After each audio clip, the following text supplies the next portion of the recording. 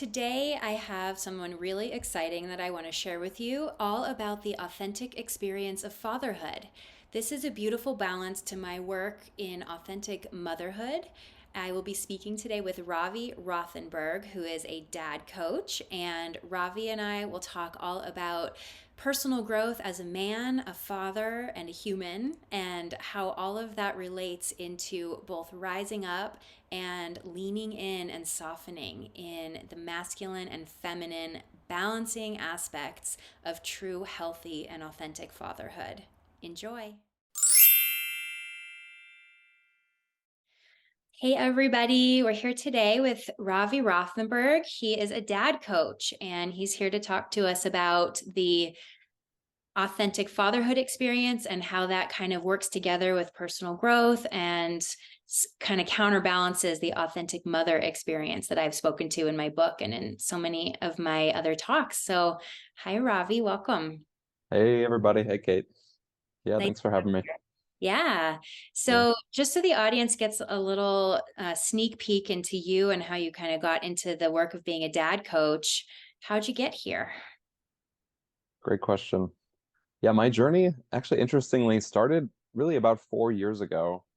Um, I made a big transition in my life that took me to India, it took me deep into meditation, into yoga, into personal growth and spiritual growth like I had never experienced before. Um, and in many ways, I was unconsciously healing my inner child. There was this sadness and grief and anger that little Ravi was really confined by. Um, and so getting literally to the other side of the world took me to a place where I was releasing a lot of tension, a lot of buildup that was preventing me from accessing and connecting to that inner child within. Um, Once that was open and I started like maturing in ways that were just different from the path that I had been on, that brought me into men's work, went really deep on men's work, both in person, like shoulder to shoulder with other guys, but also virtually, doing a lot of work on the archetypes and just consciously showing up with other men who were really committed to their growth and development. So my inner child was mostly healed. I was stepping into just a space of being around other confident, secure, masculine men. And then pretty soon after that, I was in a committed relationship. And so when fatherhood and the prospect of becoming a dad became really real, I was a full yes to it. And it was really something that I embraced and with reverence as a duty and an honor that I was here to step into. Um, yeah, consciously and choosing that. Uh, and so today I'm in that place of my work as a coach supporting men one-on-one and in groups has evolved to now really having this desire to work with other dads and support them on their journey of being whole and present and all the things that can make this experience so rich. Beautiful. So, when you talk about wholeness in fatherhood, can you speak a little bit to the balance between the masculine and the feminine energetics that Mhm. have nothing actually to do with being a man or a woman? These are energetics we all have. And can you speak to Yes. that from your dad coach perspective and from the men Mm, perspective? mm, thank you. I got a lot of feedback as you even just asked that question. Um, mm. I think as individuals, and you said it perfectly, we all have our masculine and our feminine. And I think part of wholeness, part of healing is connecting to both of those parts, right? If we're hyper masculine and resisting and pushing away the feminine nature of our existence, we are missing out on so much of life. And so much life force is actually not able to really become a part of us because we are spending a lot of energy actually resisting it, right? And we can make that really practical. If I'm a man in my masculine and committed to that, if there's an opportunity to like dance or be silly or playful, it's going to be really hard to soften into that space. And so right there, it's like that translates to being a dad, right? I even actually had somebody witnessing me. I was with my 4-month-old at the time, and I was making up songs and I was laughing with her. And while she's like totally naked, lying on a blanket. And he's looking at me. He's like, dude, where's that coming from? Do you have to like channel that or like what is that? And for me, it was just embracing my feminine. It's being in flow and silly and playful with my little 4-year-old daughter. Um, and when I'm real about it, I can only do that because I've spent a lot of time in spaces uh, embodying Shakti and letting my own feminine come online. But there are not many spaces in our collective where it's safe you know, or even accessible to tap into that. If you're a man, into your feminine, and unfortunately, collectively, many of our women are so in their masculine because of the demands of daily life, uh, and that's another topic. But yeah, it's embodying and embracing polarity, the masculine and the feminine within us, is so crucial to being full and whole as a dad. Yeah, I agree. And as a person, being full and whole by having balance in those energetics is so important. And I really Yeah, appreciate that you're speaking to it through the dad perspective, through the man perspective, and you're acknowledging the woman perspective and just the yeah, human perspective, and the way that our society creates boxes that we yeah, kind of get slotted into because that's what we're taught, and we're yeah, conditioned to believe this is what masculinity looks like, this is what femininity looks like, and yeah, that there are people like you who are redesigning that paradigm and mm, planting seeds in the collective that yeah, doesn't have to be that way, and your mm, soul's calling is balanced and it has mm, that equanimity. I think it's really beautiful, but I can't imagine it's been easy to be sort of opening into this balanced perspective as a man in Western society. How has that been for you? for sure. Yeah, it's very confronting. It's like, because again, you looking around, there are not many role models that are, again, leading and embodying what it means to be balanced in those energies. Um, so actually, I would say my most significant and potent healing and reclaiming of balance happened in the East. It didn't happen in Western culture. I had the unique privilege to live in India and Thailand for a number of years before becoming a dad. And I'd say that most of my energetic qualities around balance and freedom in that way definitely emerged from more Eastern traditions and practices. Um, Mm-hmm. and a big part of my journey and returning home is sharing those things. There is such a need and really a desire, whether it's conscious or mostly unconscious. But as people experience it and feel the difference, they're like, "Oh, yeah, this is different," and I kind of like it. I'm afraid of it, and it's confronting, but there's something here that I feel. Yeah. As you're talking, I'm thinking of the concept of beginner's mind, and how that's, a teaching from the East, from Yeah, Buddhist psychology, yeah, and it's about entering into something, even something that you think like how to be a man in the world, how to yeah, be a person, mm, and instead of thinking you know everything, really unlearning and opening your mind to this process of being a beginner and yeah, seeing what new information comes through. And it sounds like that's part of the way that your coaching helps to yeah, teach men to look at fatherhood, to look at partnership, to look at their place in yeah. the world. Can you speak to beginner's mind? Oh, great topic. I think, yeah, you nailed it. It's instead of, I think when people think of personal growth, coaching, all these things, they think, oh, I'm going to go there to learn something. Actually, even when I'm speaking with men who have done little or no therapy or coaching or personal growth, the language that they use is, oh, this sounds like an interesting course that you're teaching. Like there's content and there's something that they show up, they absorb and learn, and then it's okay, thank you for the exchange of information. But it is about the great unlearning. It is about showing up fresh like a baby with that beginner's mind and not so burdened by what we think we should be doing as a man and as a dad, but by really being open to softening and being vulnerable, and from that place discovering how much more is available to us. Mhm. right? When we're not in a beginner's mind, we bring all of our projections and the past or our projections into the future, and that just stifles the present moment and what's really possible for us here in a space of connection and growth. Mhm. Um, so yeah, that's a big part of when I set a container and we start an 8 week journey together. So much of a lot of the onboarding and our first session together is about the unlearning process and doing the things that we need to do to be as present as we can to what's emerging, what's new, what's fresh. Mhm. Yeah. Right. And I imagine, along with that beginner's mind, a big part of that masculine energy is about doing. And Hmm. coming into the more feminine is about being. And so Hmm. I imagine there must be some rebalancing that happens with teaching men how to just be and how to be present with their relationships, how to be present with their emotions and their experiences with their Yeah. children or with their friends. I think Yeah. friendship is also a place where masculinity can kind of make some problems, right? Because it doesn't allow for heart-centered connection. Yeah. So I'm sure you see that.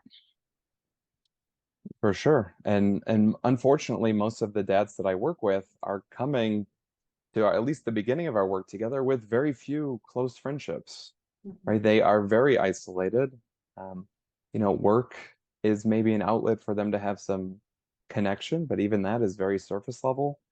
Um, so yeah, it's very isolating to come in, very few friends, little to no social life, and that only gets harder the more they get into fatherhood.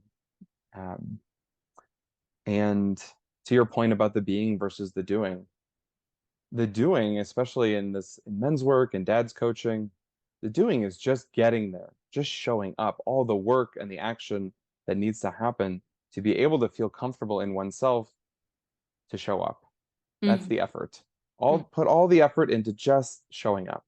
Mhm. And once you're here, you get to just be. Also, very confronting for someone who has not been comfortable in their own beingness. Um, but that is a natural quality that happens when we are together in a space that has the structure. We do the work, we exert some effort to create structure so that within that we can exist and be. Absolutely. So beautiful. So, as you know, I have done a lot of work as the authentic mother. Can you speak to authenticity and fatherhood and that lens through your perspective? Mm. Mm.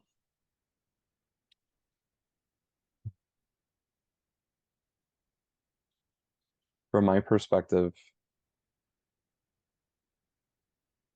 authentically being there is not all, I love this. This is so great. It's really challenging. My authenticity as a father was on, I believe, day 26. It was like 3.5 weeks into fatherhood with an infant. Am I allowed to swear here? Yeah, of course. Okay. It was the middle of the night. She had been up for hours, screaming, crying, all the things. And I finally let out a full body, fuck, fuck. And not the kind of fuck that was like helpful to anyone. It didn't soothe the baby, it didn't support the mother. It was just a fuck that I needed to release.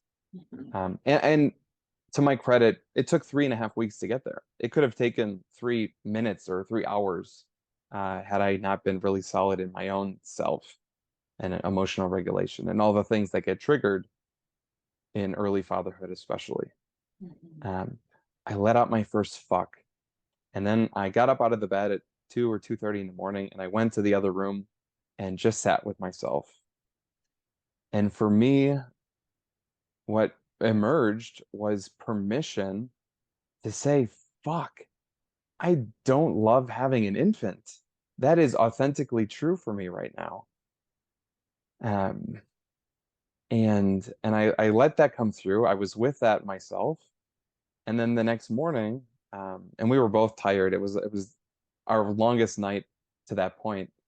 Um, but I asked my partner, I said, "Are you open to me sharing something that's really alive for me right now?" And she was. And I shared that I don't love this stage. I love her, I love you, I love the family unit that we are creating, but I cannot say with integrity that I love having a 3.5 week old infant. Not my favorite stage. And for me, just on my own, in my own container, that was liberating to own that, to say it out loud, and just to honor that, there will be many stages and dozens of chapters. Yes, I trust that that's the experience moving forward. But in this moment, what is authentically true is that I don't love it. And so I'm here. I'm here for it. I will do the diapers. I will help you, mama, and all the things. Uh, but I also am looking forward to being at a place where the experience is a bit different. Mhm. Um, and that was really, again, liberating because mostly as men, we either shut down and say, yeah, it's fine, or I'm just going to endure this. I've got, I can hold it all. I'm not going to say out loud that this is, I don't like this. Um, but that wasn't true for me. And so I got to share what was true. Um, and that's continued to open up other opportunities for me to say what's authentically real and alive for me as a father. And yesterday she turned 5 months old.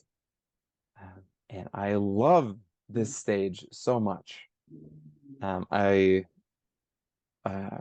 yeah, I just, there's so much love in me. And fortunately, I have many outlets to pour my love into. I think as men, as fathers, we have a lot of love to give. And if you're not in your heart and comfortable being in that space, it can be challenging to emit and really share the love that we hold inside. Um, so I'm enjoying being in a stage right now where I have a lot of love to give, and she is able to really receive it. That's so beautiful. Thank you Mhm. for sharing your personal experience. It's nice to hear. I don't hear a Yeah, lot of dads sharing their personal experiences of fatherhood and feeling safe enough within themselves to be vulnerable about yeah, the parts that aren't so beautiful, the parts that are messy, the parts that are hard. yeah. And I agree with you. In motherhood, there have been lots of peaks and valleys. And my daughter's now 7, and my son is 9, almost 10, and almost as tall as me.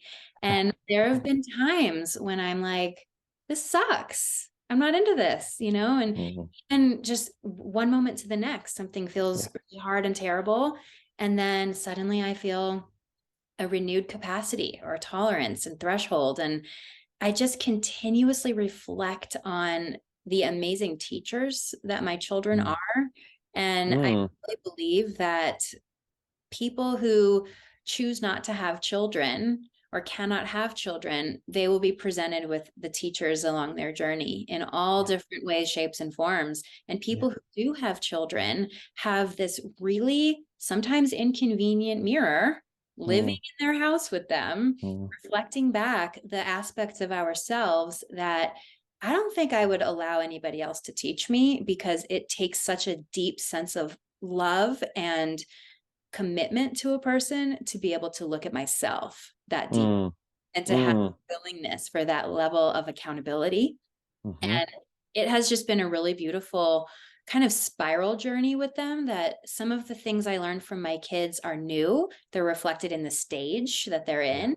Yeah. And some of them I have been learning in new iterations from different vantage points for the entire time, one of which Yeah. has been how hard it is for me to be this deeply selfless as a parent, and how Mm. much I really feel like I don't have enough space for myself. Mm. And Mm. that just keeps presenting in all these different ways through motherhood. And I suspect that it will continue. Yeah. And potentially it might even present in the inverse when they no longer need me so much, when they move out of the house, and then suddenly I feel too much space. Yeah. So Yeah. it's a constant adaptation. Can I ask you a question about that? Sure. So I heard recently someone said that your children will confront you the most when there is some part of your own inner child that is being triggered by the stage that the child is in. Mhm. And so I'm only 5 months in, and I have a pretty good idea of what my 5-month-old existence was like when I was that age. I was the firstborn. I got a lot of attention from relatives, from my parents. The home environment at that time was fairly stable to my knowledge.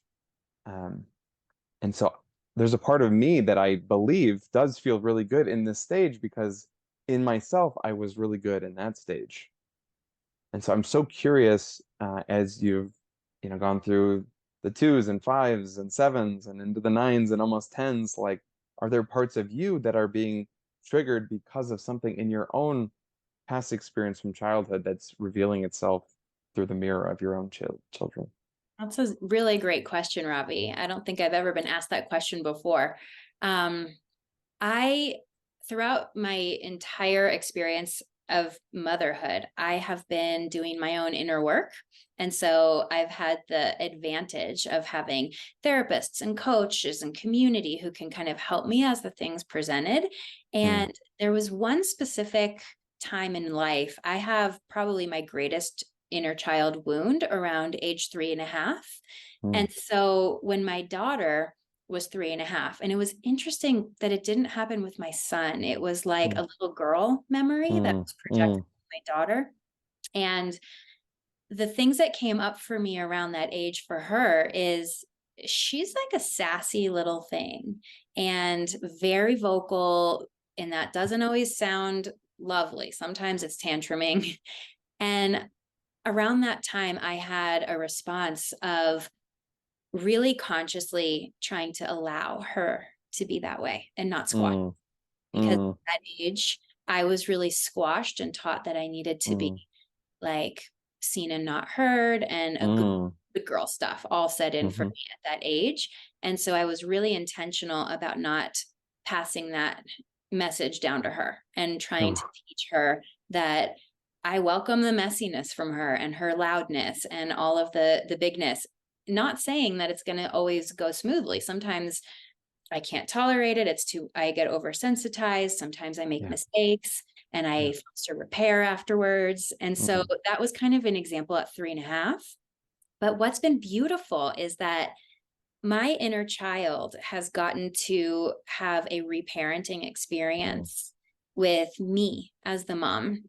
And so, with every age that my child is growing up, and it's so interesting, it really is more with my daughter than my son. I think I just identify so much more closely with the little girl thing.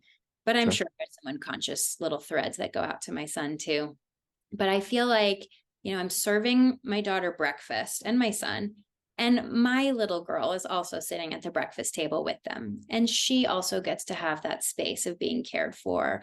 Or if I'm holding one of them because they're tantruming, they're crying, I'm also holding my little self at that age and saying, I'm here. I'm not going Mm, anywhere. This is mm. okay. This is safe. And so I've had that conscious experience all the way through, and hopefully it'll continue. So good. I think that scenario that you just described, where you are aware of your own inner wounding, we'll call it, Mhm. while consciously doing it differently, that that to me is healing. That is wholeness from the combination of awareness and conscious action manifesting in a new reality that can create a new somatic imprint. Mhm. Um, I just don't know what else there is in terms of like full circle significance. Thank you. Um, Yeah. and, and that's I'm turning that back into the work that I'm doing. It's just peeking into the subconscious or those things that were the wounds that we either have never visited or are starting to emerge through the journey of fatherhood, having a little bit of spaciousness between the breaths, between the moments, so that we can zoom out just enough to be aware of what's actually happening here. What pattern is revealing itself or returning for us to learn from and heal through? Mhm. And to do that in a container of accountability and support and connection and just sharing experience among men, it feels radical. It does. And it's radically transformational and beautiful. And I'm very grateful to be walking the path where I can hold that space. Yeah. And I wonder too, if you've seen in your men's work that it's not only when your children are the age of your own child experience that you see some of that triggering happen or some of that opportunity or invitation for that growth, because Hmm. I think we fractal off into adaptive parts that protect Hmm. us when Hmm. situations present in similar ways in the future. And that's why Hmm. sometimes you might be speaking to an adult and feeling like you're talking to a toddler, because Hmm. that's the part of them that's coming up to protect them from whatever the dynamic is Hmm. in the moment. So Hmm. is there an experience you have in your men's work where there will be maybe several men in circle up together and somebody's getting flooded by a little boy energy or a Hmm. teenage boy energy? And how do you Hmm. group space? Hmm. Great question. So in the beginning of the work that I do, as a group, we consciously set the container. Okay, so the metaphor I use is if you were to walk into a basketball gym, there's kind of a set of rules that most people who have played basketball or experienced it before know how to operate within. Mhm. Okay, but for men who have never been in a space like this, there's not an unconscious or conscious shared understanding of how we operate together. Okay, so we take the time to create together. These are the guidelines that we are going to exist from. Okay, I'll just use one of them for an example, is that we commit to speaking from my own experience. I'm going to use I statements instead of you or we. You know how we're all dads, so we all. No, perhaps not. That could be your experience, but maybe not mine or someone else's. Okay, so we in the beginning commit to speaking from our own experience. And what I've witnessed is that many dads, as they're speaking, they often will speak from you all or we. And that to me is a signal that they are speaking from a younger version of themselves because they are projecting out instead of speaking what's true to them in that moment. Mhm.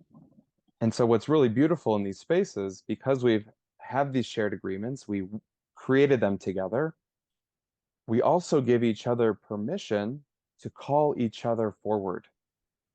Okay, I intentionally didn't say call each other out, right? Calling out is like, hey, dude, you're saying you, and we agreed not to do that. Okay. Calling forward might be saying, hey, Brian, I noticed that 3 times now you're speaking from a place of you and we, and I'd really love to hear about your experience uniquely because that's what we agreed upon, and I'm genuinely curious what your experience is. Something like that, right? But we give each other permission to use that language, and it takes a lot of courage actually, and healthy masculine energy to step forward and then call a brother in the space forward with intention, with compassion and love, instead of, "Hey, dude, you're doing it wrong," uh, or being combative or something. Um, but that's one way that we embody and really use the tools and practices of being conscious together. It sounds like you're calling your men around you to both rise and Mm. soften at the same Mm. time, which I think sounds like a really beautiful juxtaposition of what might be thought of as opposites or binary components that can't exist together. And I always love when there can be an experience of kind of the synergy of being able to hold both and to Mm. have both this rising energy and also this gentle softening feels like Mm. a core component of the way that you present your work. Yeah. Yes. Yeah, and even I'll use words to bring that to life even more. Um, Power and empower. Mm-hmm. Okay, so when I'm in my power and I'm powerful, that's great. It is a bit rigid. When I'm empowered and empowering others, I'm powerful, they're powerful, and we rise together. There's plenty to go around. It is infinitely abundant. And so you have to soften just enough so that I can empower someone else. And then from that place, we rise. I love that power with, power together Yeah, instead of yeah. power over, which is that would be the dominant masculine paradigm of an imbalanced society Yeah. is who are you in power over? Who are you more Mm. powerful than? But I Yeah. think there's so much real strength and the kind of community that can offer support and alignment when you share power together and you Mm. uplift each other so that we're all rising to that same place. 1000%. Yeah. Yeah. Well, I feel like we could talk forever, and maybe we will have another conversation to Sure. sort of 2.0 version of this. But for today, can you tell the viewers and the audience where to find you and what some of your excitements are right now? What are your offerings? And just blast out whatever you want. Yeah. Yeah. Thank you. So best way to find me is on Instagram, at Rise with Ravi. Ravi in Sanskrit translates to the sun. So this whole rising with the sun business is my thing. So Rise with Ravi on Instagram. I'm currently running a cohort of rising dads. There will be another one starting likely in June. So if you want to be in a group container with other dads going deep on an 8-week journey, Rising Dads.